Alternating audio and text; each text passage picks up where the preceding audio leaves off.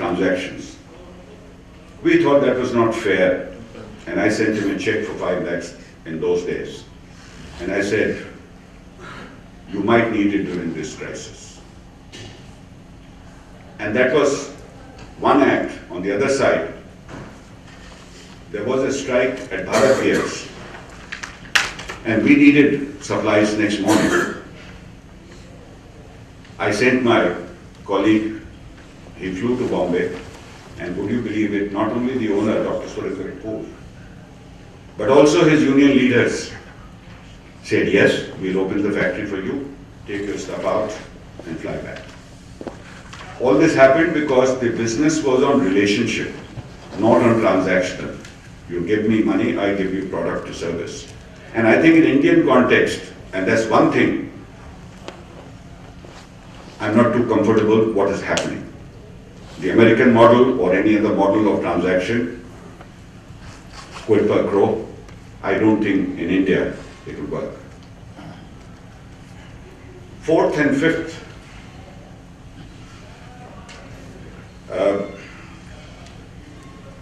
was change. People can change. We had factory in Faridabad, old workforce, union, worked for 4.5 to 5 hours a day. When we set up units at Parbhanu, Alwar, elsewhere, we didn't transfer anyone, assuming that they will pollute the crews there. And then we had this collaboration with Mitsubishi and set up a plant in Pithampur, Indore. And Japanese said, look, don't be so afraid. Give me your best operators. And we took them to Indore. And will you believe it, not even a month, when they were working for 7.5 hours a day. We got more courage. We said, let's bring them back to Faridabad, send a new batch there. This batch came back to Faridabad, and they came to be known as Japani, because they were working 7.5 hours, these 10, 12 boys. But believe me, in next 6 months, the entire factory can change. Gave us the courage to then start that if we can change our people, why can't we change other people? We started Aisha Consultancy Services, which works with, including, because if vendors didn't give me quality and time, I couldn't make my trucks or tractors. So we said, let's reach out to our ancillaries. Let's reach out as a business proposition to a consulting. And that company did extremely well. You might have heard about your HR, some of you, Anil Sachdev, who now runs soil. So I think the people can change given recognition, given counseling, given training. The mindset that we can't change needs a change in itself. Fifth is the failure is something to what was yesterday. Don't let it bring you down. To my mind, that's one of the problems we have, that we start brooding when a failure takes place. But I think we need to leave it behind. That was last night. Sixth, very important, is the commitment at workplace. And workplace related, I will just share 3 things with you. Firstly, when I got married, and even before we could move out for our honeymoon, there were occasions when I got a call from the factory which ran 3 shifts at 9 o'clock in the evening, that there was a problem, a breakdown, and needed attention. And I thought it was for me to handle that, my responsibility. And my wife supported me by saying, I'll come along, I'll sit in the cabin, you go to the shop floor and do the needful. Once again, a commitment to your responsibility was the most important focus. But then you need also life-work balance. You can't just be on unidimensional. And I followed 2 rules. One was I never brought work home.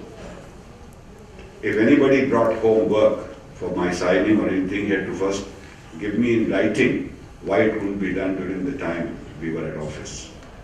One could leave office not at 5:30 but 8 o'clock, but it couldn't come home.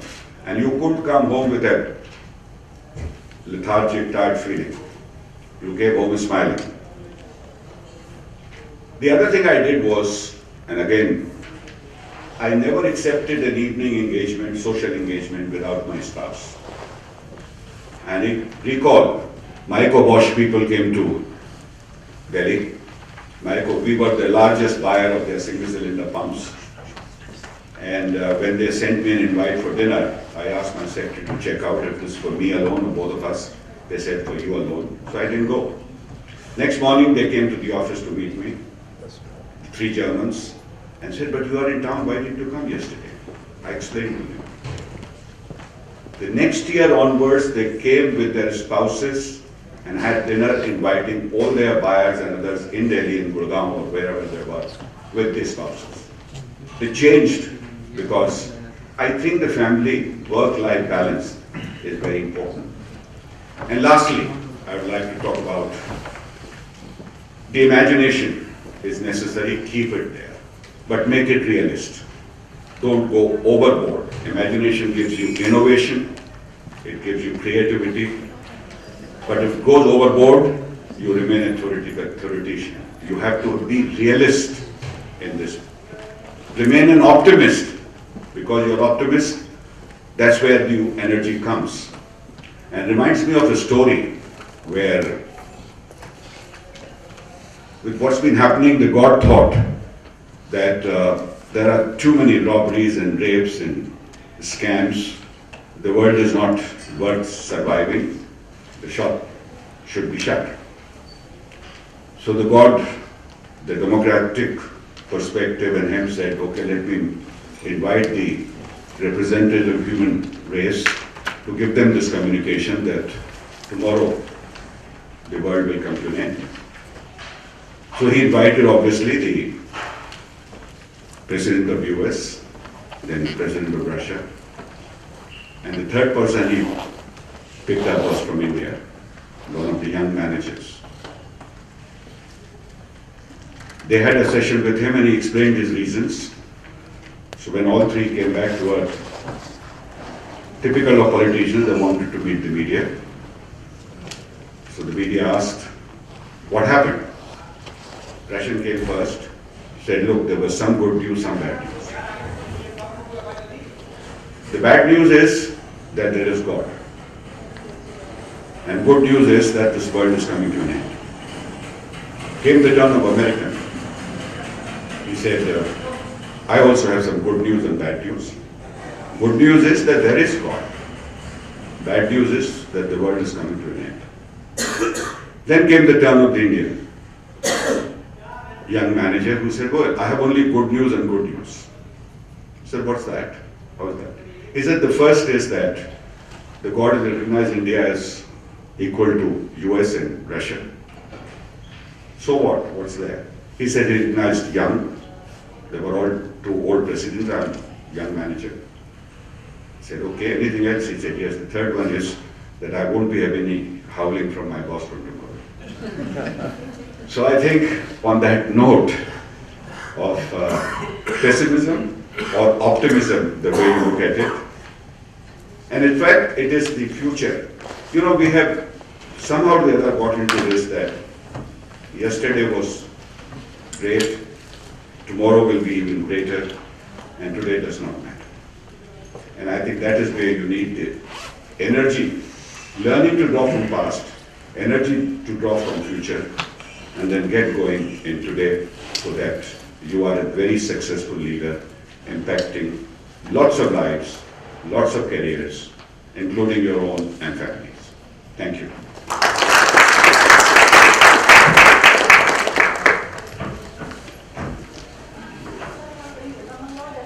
Thank you, Mr. Bhargava. It was very, very enlightening. I think we all picked up very golden nuggets of his experiential life he's shared with us. Thank you so much for that. Now it's my privilege to invite Mr. Manchanda to be here.